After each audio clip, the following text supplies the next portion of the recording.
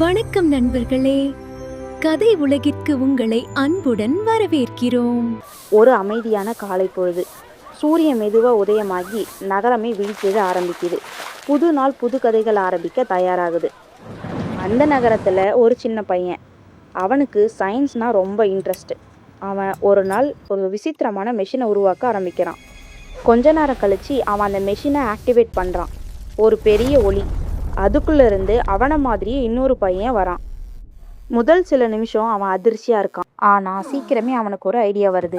இனிமே நான் ரிலாக்ஸ் பண்ணிக்கலாம், இந்த பையன் என்னுடைய வேலையெல்லாம் பார்க்கட்டும்னு யோசிச்சான்.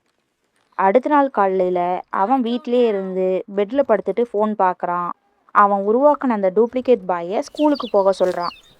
அந்த டூப்ளிகேட் பாயும் அவனை மாதிரியே ஸ்கூல் பேக்கெலாம் மாட்டிக்கிட்டு ஸ்கூலுக்கு நடந்து போனான். வீட்டில் ஒரிஜினல் பாய்க்கு ஒரே சந்தோஷம். அவனுக்கு பிடிச்ச ஐபிஎல் மேட்சை டிவியில் பார்த்துக்கிட்டு லைஃப்பை என்ஜாய் பண்ணிகிட்டு இருந்தான். ஆனால் ஸ்கூலில் விஷயம் வேறு மாதிரி போகுது.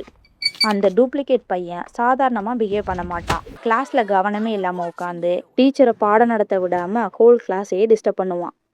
சின்ன விஷயத்துக்கெலாம் டீச்சர்கிட்ட ஆர்கியூ பண்ண ஆரம்பிக்கிறான். ஸ்டூடெண்ட்ஸ் எல்லாம் அவனை பார்த்து அதிர்ச்சி ஆகிறாங்க. டீச்சர்கிட்ட நடந்த பிரச்சனை இப்போது பிரின்ஸிபல் வர போகுது. பிரின்ஸிபல் ரூமில் சார் அவனை கூப்பிட்டு வார்ன் பண்ணுறாங்க. ஆனால் அப்பவும் அவன் அவங்கள மதிக்காமல் ஒரு மாதிரி ஆட்டிடியூட் காமிக்கிறான். அந்த கம்ப்ளைண்ட் வீட்டுக்கு வரும்பொழுது ஒரிஜினல் பையன் ரொம்ப ஷாக் ஆகுறான். ஐயையோ, இந்த டூப்ளிகேட் என்ன வேலைத்தனம் பண்ணி வச்சிருக்கான்னு தெரியலையேன்னு சொல்லி ரொம்ப பயந்தான். ஒரிஜினல் பாய் டூப்ளிகேட்டுக்கிட்ட கொஷின் பண்ண ஆரம்பிக்கிறான். ஆனால் அந்த டூப்ளிகேட்டு ரொம்ப ஆட்டிடியூட் காட்ட ஆரம்பிக்கிறான். இது என் லைஃப், நான் இப்படி தாண்டா இருப்பேன்னு சொல்கிறான்.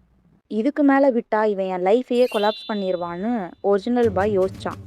சீக்கிரம் இதுக்கு ஒரு முடிவு கொண்டு வரணும்னு யோசிக்கும் பொழுது அவனுக்கு ஒரு ஸ்மார்ட் பிளான் தோணுது. சாக்லேட்டை காட்டி அந்த டூப்ளிகேட் பாயை டிஸ்ட்ராக்ட் பண்ணுறான். அந்த டூப்ளிகேட் பாயும் சாக்லேட்டை வாங்கிக்கிட்டு மெஷின் முன்னாடி ருசி சாப்பிட்டுட்டு இருந்தான். அந்த நேரத்தில் மெஷினில் இருந்த ரிவர்ஸ் பட்டனை ஒரிஜினல் பாய் ப்ரெஸ் பண்ணுறான். மீண்டும் ஒரு ஒலி. அந்த டூப்ளிகேட் பாய் மெதுவாக மறைஞ்சு போகிறான். இப்போது எல்லாம் சரியாகிடுச்சு. அடுத்த நாள் ஸ்கூலில் அவன் டீச்சர்கிட்ட போய் மாறி மன்னிப்பு கேட்குறான். டீச்சரும் இனிமேல் இப்படி பண்ணாதன்னு சொல்லி அவனை மன்னிச்சு விடுறாங்க. அந்த நாள்ல இருந்து அவன் ஒரு முக்கியமான லெசன் கற்றுக்கிறான். ஷார்ட்கட் எப்போதும் ஈஸியாக இருக்கும், ஆனால் அது சரியான வழி கிடையாது.